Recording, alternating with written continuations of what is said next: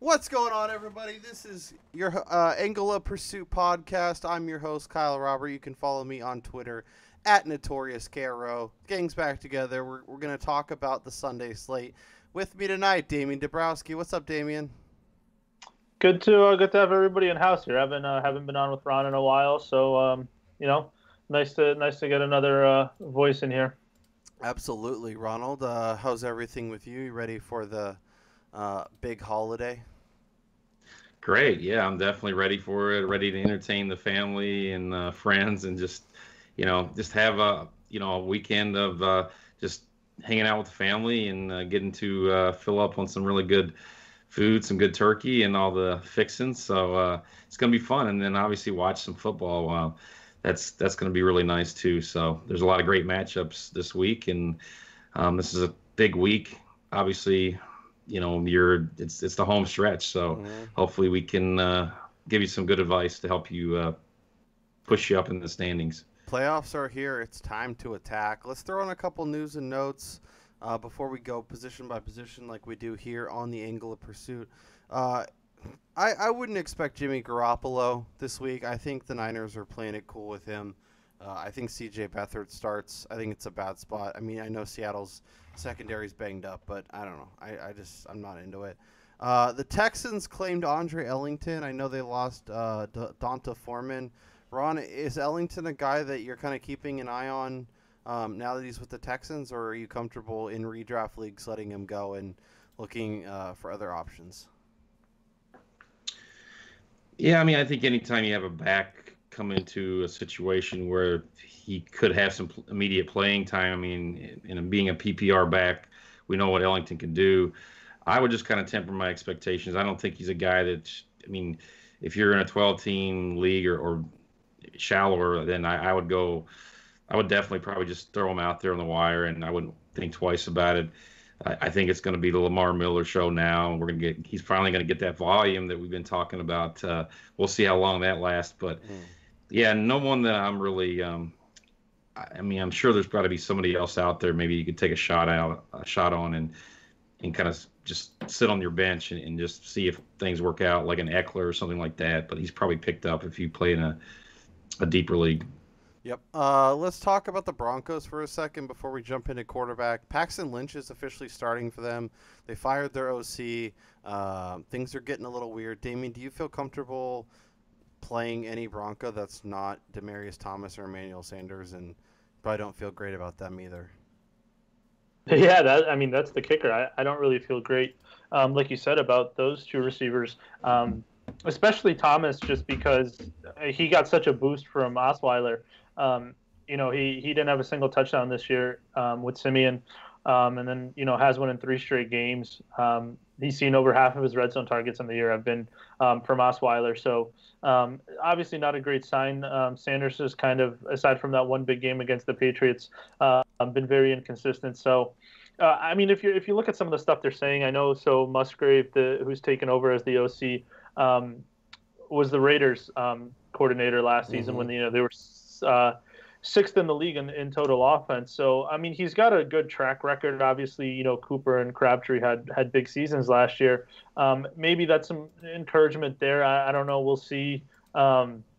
While I'm obviously not excited about Paxton Lynch, he can't be much worse than the Brockett ship. So that seems like a neutral move there. And all the stuff they're saying, from what Vance Joseph said, it is. I mean, I guess the goal is to get more easy completions and get more efficient in their pass game. So maybe just quicker, shorter routes as opposed to some of the downfield stuff they were doing with Osweiler. So maybe the upside isn't as high with some of these receivers, but maybe they start catching a higher percentage of their targets and kind of just get more efficient with their volume, which can't be a bad thing.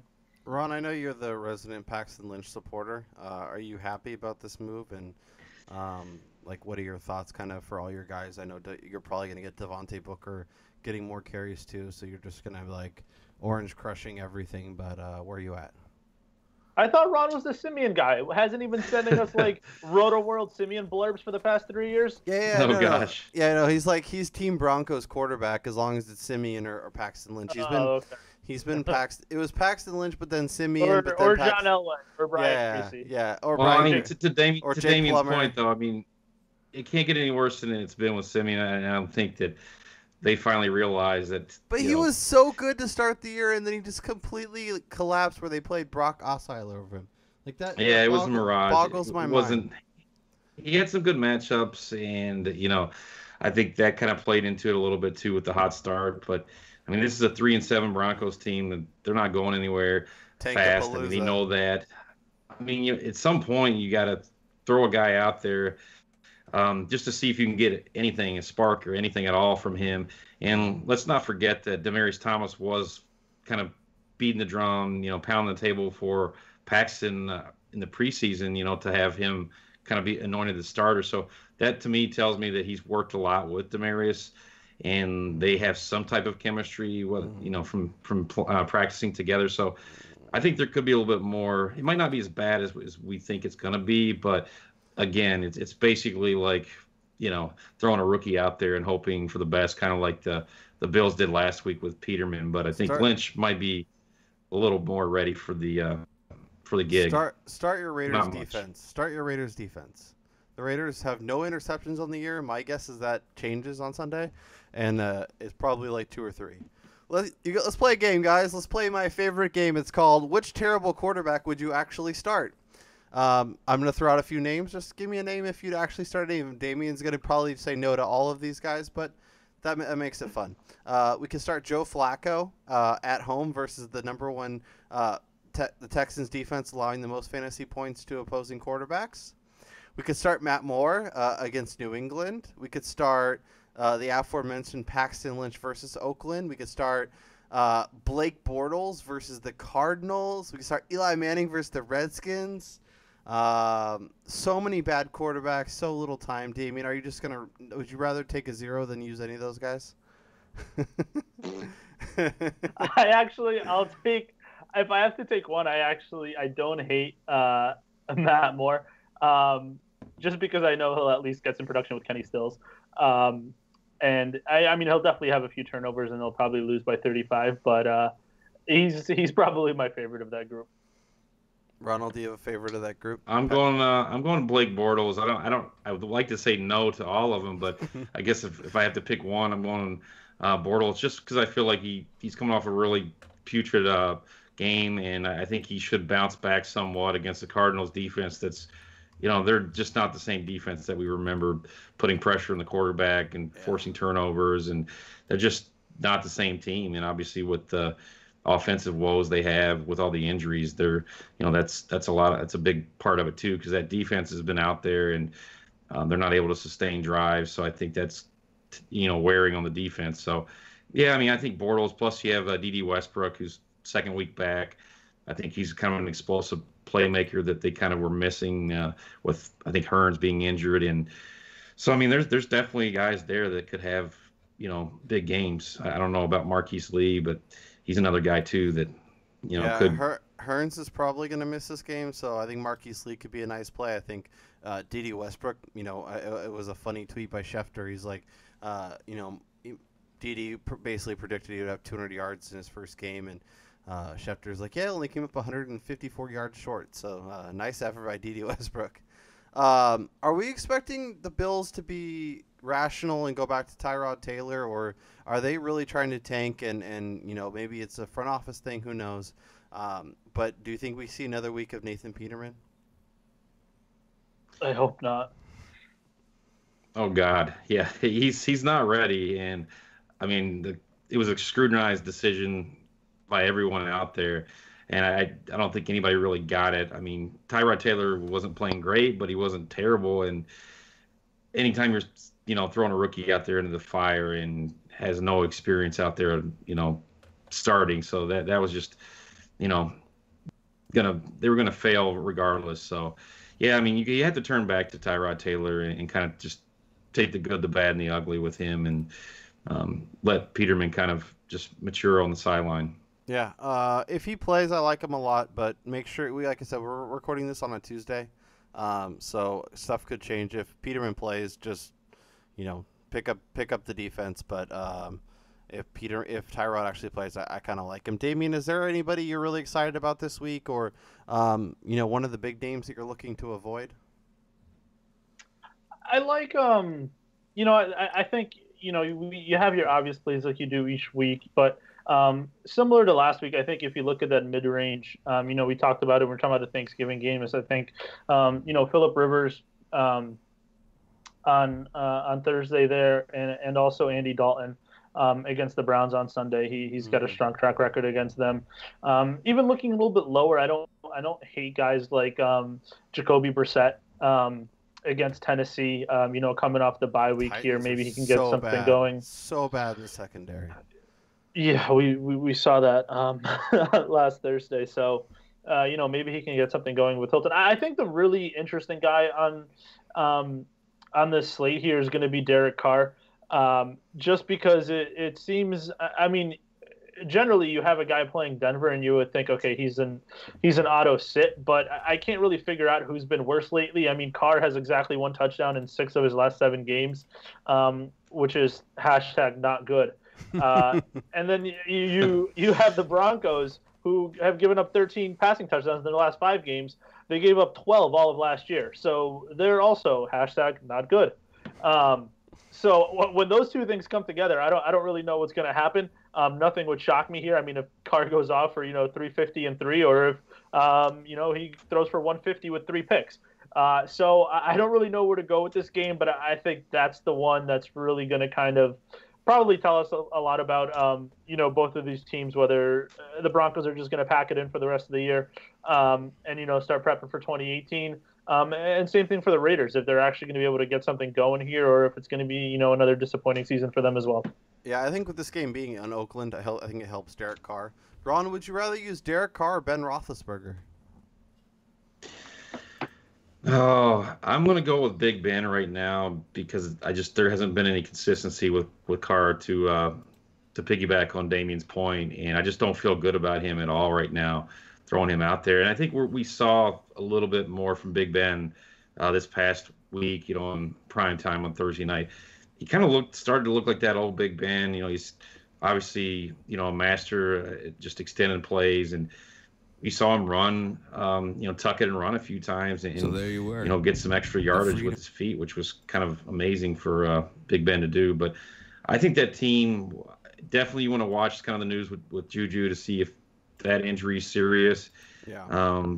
That could definitely affect him because he's been kind of one of the more consistent options, outside of the killer bees themselves. But yeah, Martavius Bryant, another guy that I think, he took a shot at him in that game in the end zone, and just it was good defense by the secondary there to kind of break that play up. But I think he's starting to get the ball to Bryant a little bit more, or make an effort to get it to him. So I still like Big Ben quite a lot, and he is playing at home right against the Packers defense, which is nothing to write home about. Yeah. Damien, I guess like we saw last week, I know we talked about Big Ben. Big Ben's got a good spot against a bad defense, but this is also a bad defense on a team that has a hard time putting up points. So, do we expect Ben to be solid again and maybe they throw some more, or maybe this is a get back to Lev Bell game? I know they had talked about kind of limiting his work on a short week against the Titans. Now they've had 10 days off. Now they're coming home, like they're home. Are you comfortable going back to Ben this week? He's, I don't think, I think it's too easy to kind of look at the performance last week and then, see how much the Packers have struggled and kind of, shoot him up there into your top 8 or whatever this week, just because what you said there. I don't think the Green Bay is going to really be able to move the ball much here. I can't see him putting up more than 16 points maybe. And if those early touchdowns for the Steelers, I mean, if like you said, if they go back to giving Bell work, coming off the extended rest here, if he gets 2 early touchdowns and the Steelers are up 17-0, halfway through the second quarter, we're not going to see 45 Ben passes. So you really got to be careful with that. I'm sure he'll probably get at least 1 or 2 just in the flow of the offense. But I don't think the upside is what you might think it would be given. Like if the Packers still had Aaron Rodgers, Ben might be a top 5 QB this week. But yeah. that's just something you have to factor in. Ryan Fitzpatrick, is that a guy that if you're looking for a streamer and you're kind of desperate, is he worthwhile, or is he a guy you're probably looking to avoid and you want to get some of the other names we mentioned? I don't hate Fitzpatrick. One interesting stat I saw was apparently the Falcons have given up at least 40 yards and a touchdown rushing to the last three quarterbacks they faced. Granted, it was Cam, Prescott, and then Wilson last night. But aside from Cam, Prescott, and Wilson, I mean, none of those runs for them really were designed runs. They weren't running read option or anything. They were just moving out of the pocket. I mean, you saw that with Wilson last night. I think 6 of his 7 carries went for first downs. The last one went, or one of the one other one went for a touchdown. So while Fitzpatrick isn't a guy who's going to be running the read option over there, he does have enough mobility that if you kind of clear out and give him room, he'll take off and get you a 10, 12-yard gain. So I'm not saying I'm predicting a rushing touchdown, but I think that could factor into his floor where even if he only throws for 240 and a couple of scores, if he adds in 35 yards on the ground, it'll end up being a pretty good day for him. And I think the Falcons are going to put up points here, so he should be in a good situation. 100%. Let's talk some running backs. And Ron, I want to get your think.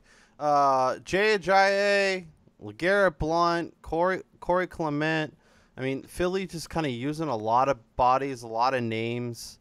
Do you feel comfortable starting any of these guys?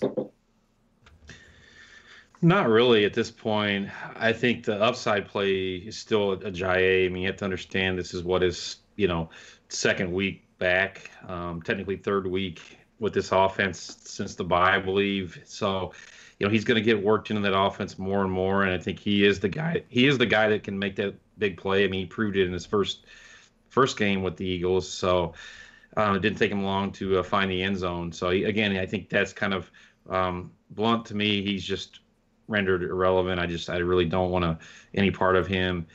And I think Corey Clement, while it's been a great story, he's been finding the end zone a lot lately. I think it's going to come to an end this week, and I feel like the Bears did pretty damn good job against the Lions in their running game, which has not been that great. But having said that, I think again this is a defense that has improved. I would say the only thing you're looking at maybe is the fact of the matter being game strip dependent. The Eagles could get up to a really big lead there in the second half and kind of milk the clock with a guy like Corey Clement. So I guess my upside play would be Jay Ajayi, and then maybe a guy who I feel a little bit safer throwing out there because I think he might find the end zone if it is a blowout is Corey Clement. Yeah, it's just they're very New England as of late, and it's been frustrating. Damien, do you expect Devonta Freeman back this week? You can never tell with the concussion. It's not great that they ruled him out so early last week, which would indicate that he wasn't particularly close to playing. I hope so. I think maybe he wasn't that far off, and they just felt comfortable with Coleman and the game plan they had for the Seahawks, and figured they'd give him an extra week. So I mean, I can't make a call on it right now, but if I had to, I'd probably still lean no. Yeah, Doug Martin's a guy you can't play. He's just been really bad. Can't put up yards. He's getting the workload. He's just 20 for 51, 19 for 38 at Atlanta. Fat Doug is back. Yeah, extra fat, back to no yards. And it sucks because his schedule is so good down the stretch, but it's not really relevant with the way he's running. Sure isn't. Ron, is Kenyon Drake still the guy in Miami? I know Damian Williams was kind of the more impressive running back in Week 11. Do you think it's really a matter of, it's a hot hand approach and can't really trust either of the guys? Yeah, that's pretty much what it boils down to. There's no trust factor with either one of these guys. I think Drake might be the more, upside type play, but again, it's just you're hoping that he has a big run or he breaks free, breaks loose, maybe on a a swing pass out of the backfield or something, and gets you a cheap score. But yeah, to me, I'm just avoiding the situation. I mean, it sounds like Damien's a little more optimistic than I am with that quarterback situation, but to me, Matt Moore is just flaming hot garbage, and I would steer clear of the whole offense in general. And Yeah, I mean, as a Jarvis Landry owner, I'm really scared. Damien, thoughts Rebuttal. thoughts on that Um, situation? Is it just a run for the hills? well, look. So Drake outsnapped Williams 38-27 last week, but Williams did get 3 more touches. I think you can't count on either of these guys, but I do think Williams is a lot more reliable in the pass game if they're going to be trailing. Which I mean, the spreads I think 16.5. So Mm-hmm. I mean, this 17. this is not this is not supposed to be close. So with this game script, I prefer Williams out of the two. I mean, I share Ron's concern in terms of Landry. I think Stills is going to be the best play in this game. I mean, if you look at the Scott Barrett had a great tweet the other day. He basically Matt Moore and Kenny Stills over the last 2 years are the best. Stills basically leads all qualified receivers and tight ends in PPR points per target over the last 2 seasons, strictly when playing with Matt Moore, Wow. which it's I mean it's just ridiculous if you look at that list and we're talking about guys like Antonio Brown and Julio Jones and AJ Green and Well, nope, it's Kenny hey, Stills and Matt Moore. that's a great point you brought up. Good thing to bring that one up. Do you know what like the minimum receptions were or targets or receptions for that like data? It Because was I'd be curious to see where Will Fuller would be even just in a small sample size with a guy like Watson. It was, I believe it was minimum 200 routes run. Okay, Uh, so I doubt Fuller would have gotten there no, with just a couple of weeks this year. But yeah, so I mean, again, I mean, 200 routes isn't a huge sample, but it's big enough where it's not it's not like a 2 game thing. So we'll see. I mean, it's more of a DFS angle. I mean, well, actually no, because I'd be fine playing Fuller in like a 12 team or Stills in like a stills. 12 team, yeah, like a 12 team 3 receiver league with the flex. Yeah. I definitely think he makes it in there. So, I mean, it's legitimate, but I think you're right in terms of Parker and Landry. We don't really know what's going to happen. And the other thing is the Patriots. They're not as many points as they score. They also don't necessarily do it in like 2 and 3 play drives. So I don't think even if they're winning by a lot, I don't think it's a case where Miami's going to have that much time of possession trailing where they can make up. So if they're inefficient and they have to punt the ball and the Patriots can kind of just have these 8-10 play drives, it's going to impact that a little bit. So it's I'm not saying I'm high on the Dolphins offense, but that's kind of those are the 2 guys that would stand out for me. What about the Ravens backs? Obviously, Danny Woodhead was back a week ago. We expect him to be a little more involved this week. Alex Collins still got 20 carries. I mean, all these situations are such a big mess. We're going to have to start picking and choosing some guys that we can actually use. Is Alex Collins or Danny Woodhead one of those guys? Well, my guy Buck Allen's just dead. I guess he's Yeah, just he got done. he got he got Stick a fork bucked. in him. He got bucked from that committee. I mean, I'll answer real quick and throw it over to Damien because I don't really have much to add. I know Collins is your guy, Kyle. Hey, I mean, if he's getting the volume, then I guess you can throw him out there and Here, hope for let the me best. let I me think, let me throw you a name. You tell me who you'd rather start. Devontae Booker at Oakland, J.D. McKissick versus at San Francisco, or Alex Collins. What are the Ravens playing? Blanking. Booker easily for me in PPR. Collins, I'll in Houston. non PPR. So Damien, Alex Collins versus Houston, J.D. McKissick versus at San Francisco, or Booker at Oakland. Knowing what we know now, I'd probably lean Alex Collins, but a lot of that situation is going to come down to whether Terrence West is active or inactive, and what the Seahawks do with if Thomas Rawls is another healthy scratch, because we know that Eddie Lacy's not going to get the ball, but if they keep him active and it's just McKissick basically, then I would probably take him in that matchup because I know he's also going to catch 5 or 6 passes. Mm-hmm. So you're going to have to wait a little bit closer to game time to know. But I think the thing with Collins is, I mean, a lot of that had to do with just game flow there. I mean, Green Bay never, from the start, they just never had a shot in that game. Hundley was so bad. And it's not like Collins was effective. I mean, he was like under 3 yards a carry. But we know Woodhead isn't going to be getting touches in the run game. So he's probably the safest bet for volume right now until we see what happens when West is back. But I think McKissick is the guy that could actually have the most appeal if things fall right for him. One thing on McKissick real quick, too. This is crazy. I don't know if you guys noticed it. In CBS leagues, I was checking because I had that kind of the late scratch with Shepard on Sunday morning, and I was kind of scrambling for, to pick up a receiver. And McKissick's actually qualifies for receiver in CBS leagues, and I was just like floored by that. I did think about putting it or picking him up. I wound up going with Lockett instead, but it was just crazy that obviously you need to know your format, because maybe a guy like McKissick, you could slide him in if you have some injuries at receiver in, say, CBS leagues, whereas like in ESPN or Yahoo, he's, running back, and that's his only position. Does he have both on CBS or only receiver? I think it was just receiver when I was checking. I'm pretty sure. Huh. That's weird. Yeah, I mean that could be another like the Montgomery situation last year. Well, I mean he was pretty much strictly a receiver in college, so that doesn't surprise me.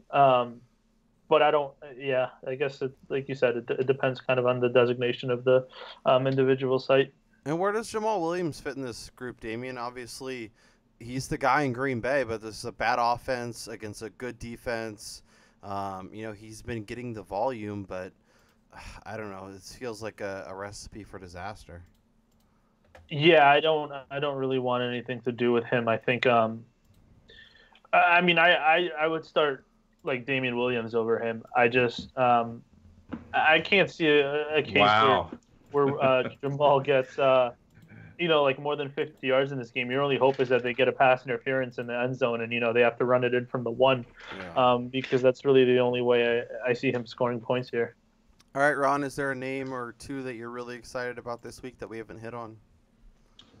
There's definitely one. I'm still high on Hyde, and let me just say that Hyde is still the workhorse. I know the situation is not ideal with the matchup with the Seahawks, but again, banged up secondary, short week to prepare for the 49ers, even though it is the 49ers. So that, I guess that's kind of a joke. But and then Breathard obviously leading the charge for this team under center. I think they want to try and lean on the running game. So I can see Hyde in the upwards of 20 plus carries in this game, and also keep the Seahawks off the field, try and play a game of time possession, and try and grind it out, and also look at his numbers. I mean, we brought it up before as far as like this is the second time they're matching up this season, and in his first matchup, which was back in week 2, 15 carries for 124 yards. Against the same Seahawks defense, with, guys like Cam Chancellor and Richard Sherman playing. So, again, I think that kind of bodes well. I think he's a really somewhat safe play this week, whereas a lot of people may kind of be scared to throw him out there just because it is the Seahawks and, this offense has not been great as of late. But he's definitely a guy to play. Even if he's not awesome on the ground, he has a chance to do what he did like against Arizona, where he had 9 catches for 84 yards. He's a top 10 fantasy running back this year, and I think if you own him, you need to play him. Damian, did you have a name or two you wanted to throw out?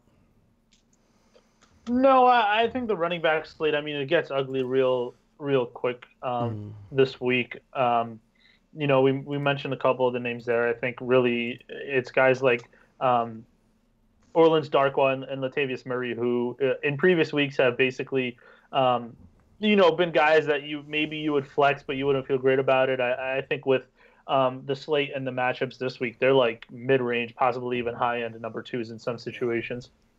Guys, I think there's one other guy I just want to throw out there, and we were kind of talking about before we came on. I think with Duke Johnson not knowing really his status, I think that could bode well for Isaiah Crowell, and he typically performs. Has some pretty decent games in his history against the Bengals. So, again, another matchup where I think it would bode well for the Browns to kind of ground and pound, go with that approach against the Bengals, and keep their playmakers off the field on the sidelines. And Kaiser, we're seeing a little bit more from him. I think if he can be more of a game manager and they can more turnovers is what you're looking for, Ron. Damian, I'm still hungover from Sunday.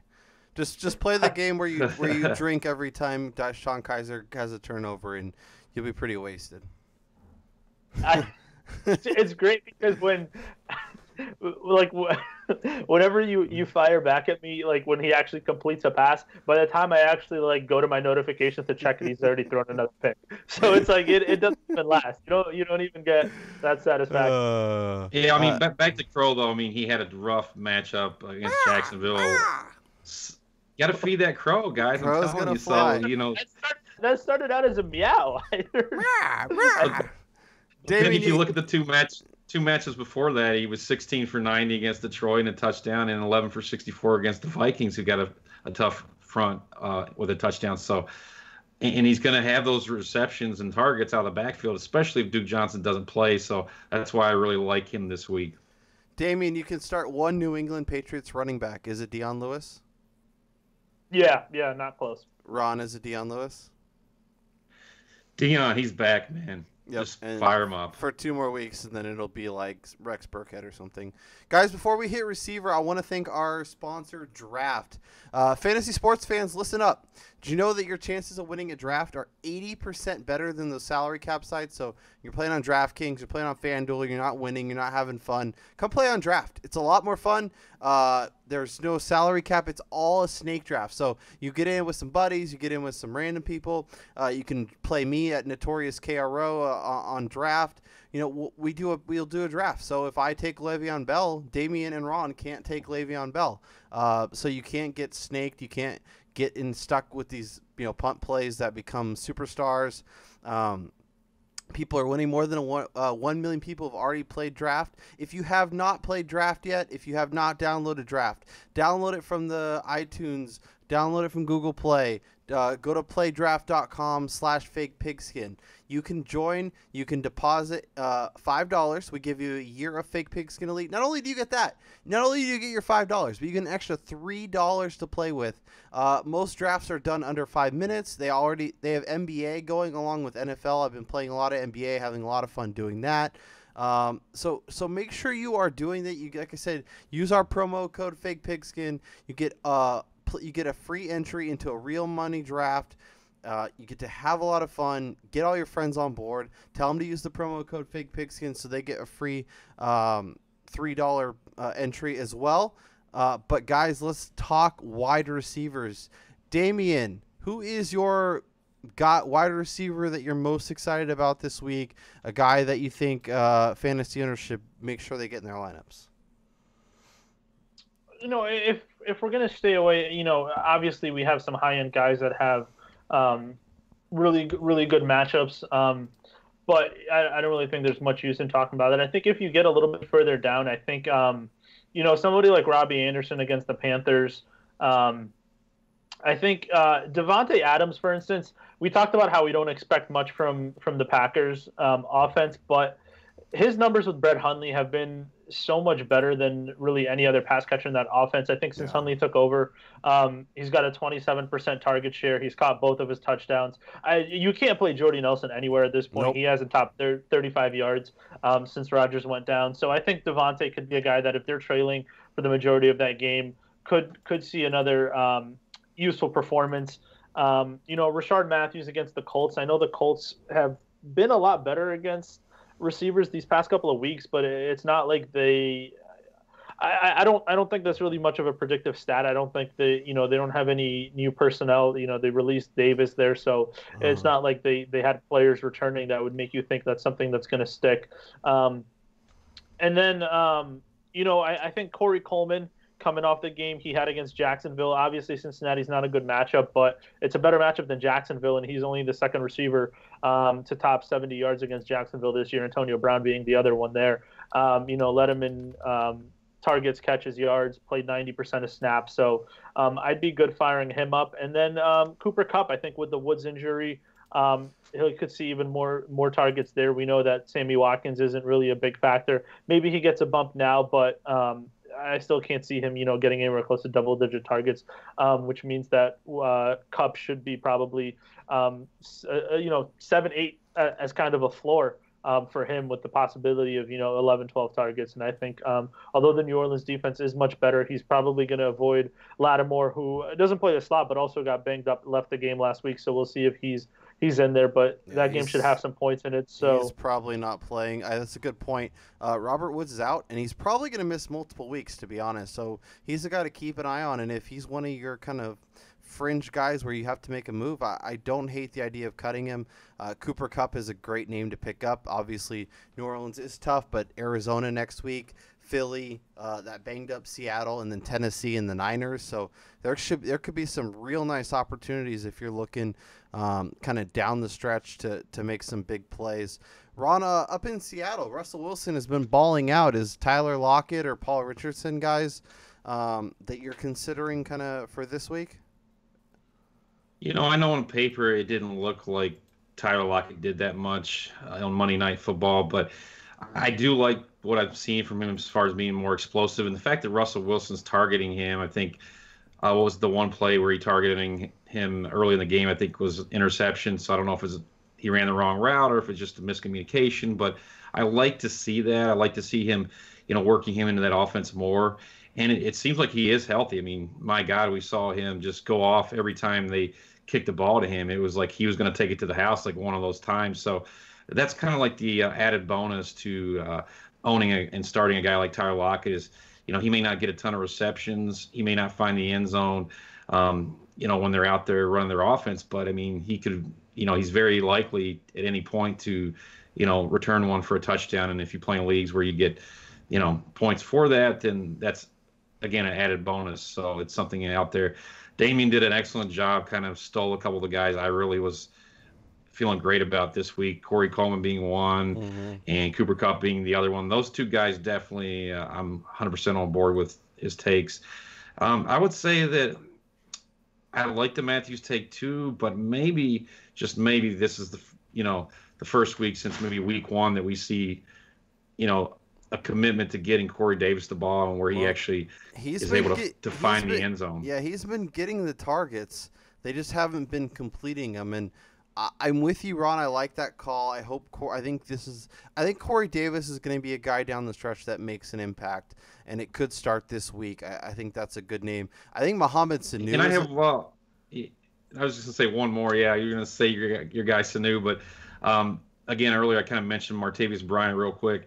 If Juju's out or he's limited, I think Martavis Bryant could be a really nice pivot, especially one of those guys that might have low ownership in DFS. But again, he's a guy that I feel like there's going to be one game this year where he goes off. This could be the one. No, I like that call quite a bit too, especially if Juju doesn't play. Mohamed Sanu has a touchdown in 3 of his last 4 games. Facing a Buccaneers secondary that's giving up the most fantasy points to wide receivers. Who else do I like? Is T.Y. Hilton in play for you guys? The Titans are terrible. T.Y. tends to, explode on certain games, but he's either 100 points or no points. Yeah, no, he's home, right? So no, he's on the road. Home. Oh, is he? No, they're home. They're home. I think they already played in Tennessee. Yeah, he's home. So if he's home, it's a bad defense. Fire him up. Yeah, I think that's a good call. You got to start T.Y. Yeah, go ahead. Larry Fitzgerald with Blaine Gabbert versus Jacksonville. Run far away, or are we okay the way he's been playing?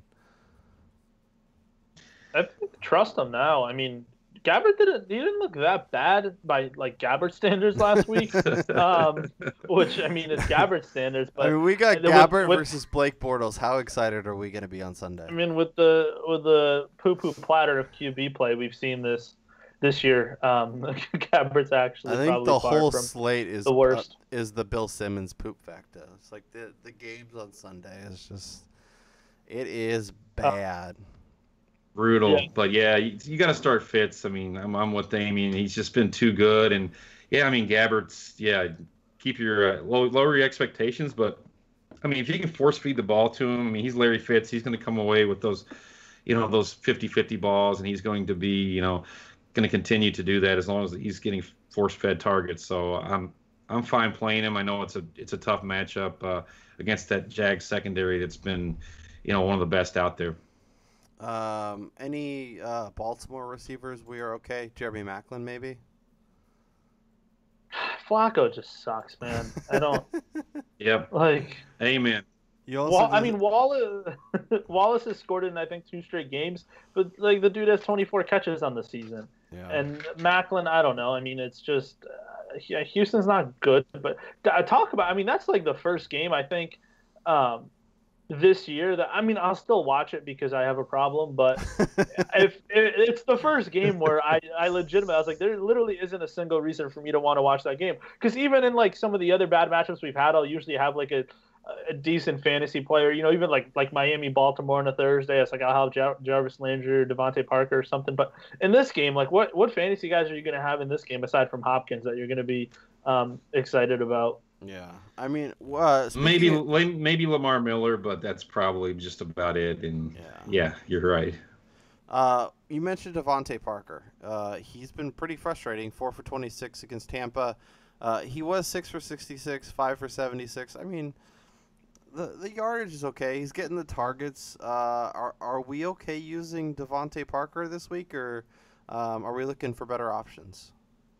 I don't love it. I mean I think like 70% of his stats have come in the fourth quarter this year. Mm-hmm. Which I mean the Dolphins are bad, so that's not a shocker, but that's just a hard thing to bet on when you know that three quarters in and he's got 2 catches for 17 yards.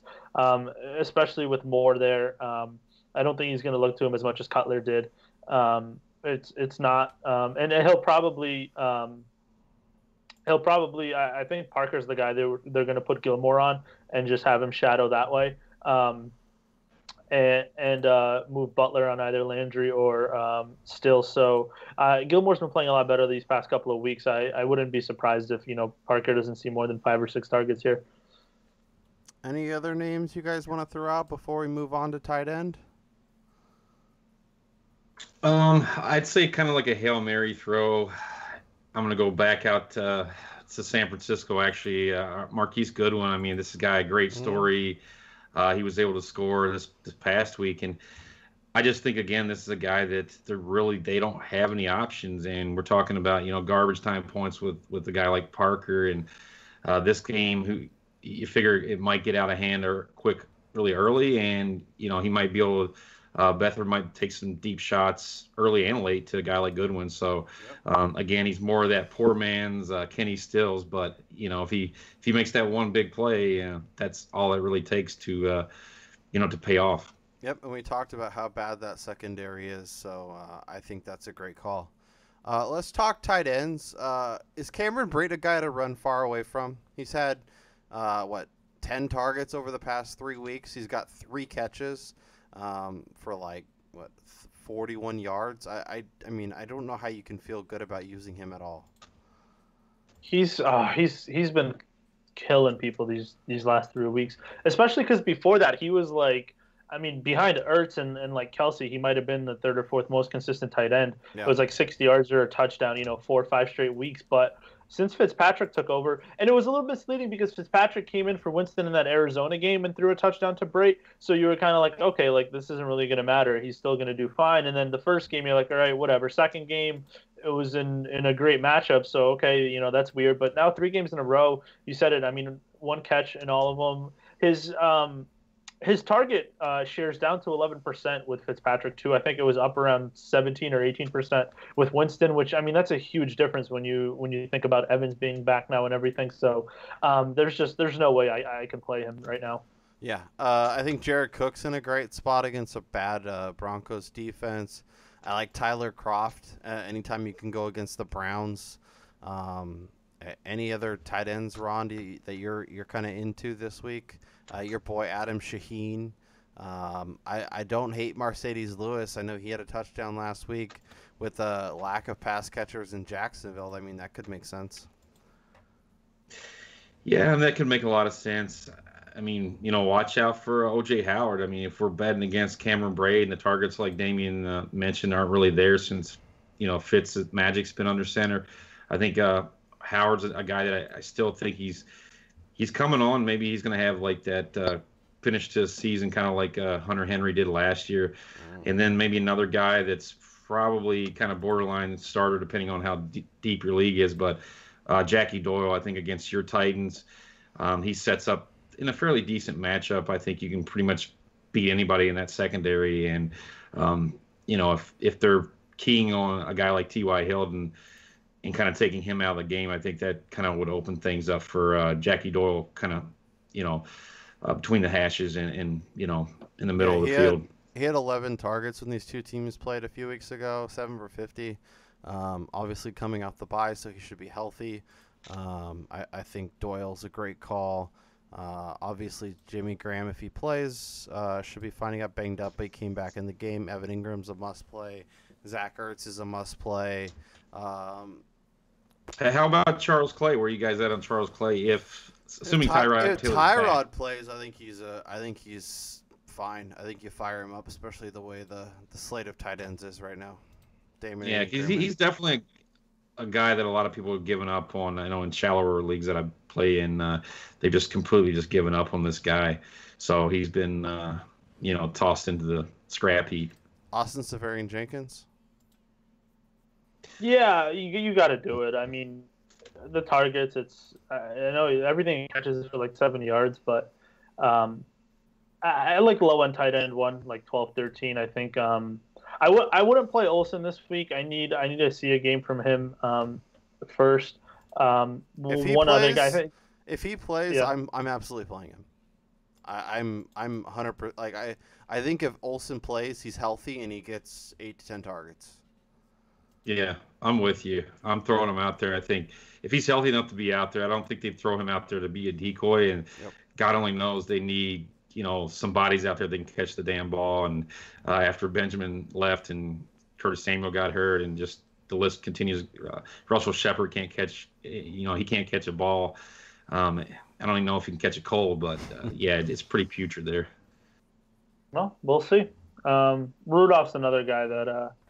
I think if Keenum doesn't want to go after Slay, the middle of the field there, I think he was pretty active last year on Thanksgiving. I think these same two teams might have played, and he short stuff, but we know he'll see volume, and he's a big guy in the red zone, so definitely some upside there. Let's talk defense before we get out of here. I like Oakland against Paxton Lynch, and they're at home. No. It's fine. Did you? I know. It's Paxton Lynch. Trust me. They're gonna get 2 picks plus. That would be their first 2 picks of the season. So I know. It's called positive regression is coming. They. Quarterbacks against the Raiders this year have a QB rating of 1. I think it was 113 and change, which would literally be the 5th greatest quarterback rating for a quarterback in NFL history. What's more likely? Paxton Lynch throws for 275 and 3+ touchdowns, or Paxton Lynch throws for 135 and 3+ interceptions? He's going to be somewhere between there, but. Yeah, I'm sure he'll throw about 9 interceptions that the Raiders will drop, and then he'll just be 12 of 30 for 110 yards. But I mean, it's one of them has to do something unexpected. So I guess in that sense, it's a 50-50 shot. But I guess I haven't seen Lynch suck for 11 consecutive weeks yet. So I'm gonna go with against the Raiders in that matchup. But we could throw Cincinnati out there against Deshaun, the human turnover machine, Kaiser. Yeah, Kaiser so-so. Yeah. Kaiser so-so. I like that. That's giving him. I think for me, guys, I think it's the Steelers all the way this week. Again, playing at home. Maybe Damien. Maybe you guys think it's a trap, but yeah, I guess so. Respecting the Steelers. How do you guys feel about Denver? I know, is that a defense where, they're 82% owned? Is that one you're kind of going away from and looking for other options? Got him. They're not doing. Yeah, I like Cincinnati. What do you think about Minnesota against Detroit? Yeah, they're like a low end. I don't know, in that 10 to 15 range. I guess it's. The lines are good on Thanksgiving, and Stafford hasn't really been turning over the ball a ton. So I think I saw you got to look that the Eagles got dropped. I think they're like 85% owned. They're But with the 75% bye week, owned. 75, yeah, with the because of the bye week they had there, and the Patriots. I know the Patriots are available. They've been playing so much better these past couple of weeks. If it is, I mean, it doesn't matter if it's Moore or Cutler. Both those guys will turn the ball over up in New England. I think that's Carolina's getting healthy against Josh McCown. Yeah, that's another one. I think the Seahawks are one that I think kind of like the Broncos too. I mean, they're like 98% owned, but their defense that actually, I mean, they're probably going to be top 10 just because they're playing the Niners, but that's a defense I'd be looking to drop. I mean, just with Chancellor done for the year, with Sherman done for the year, I mean, aside from Thomas, those corners are not good. Nope.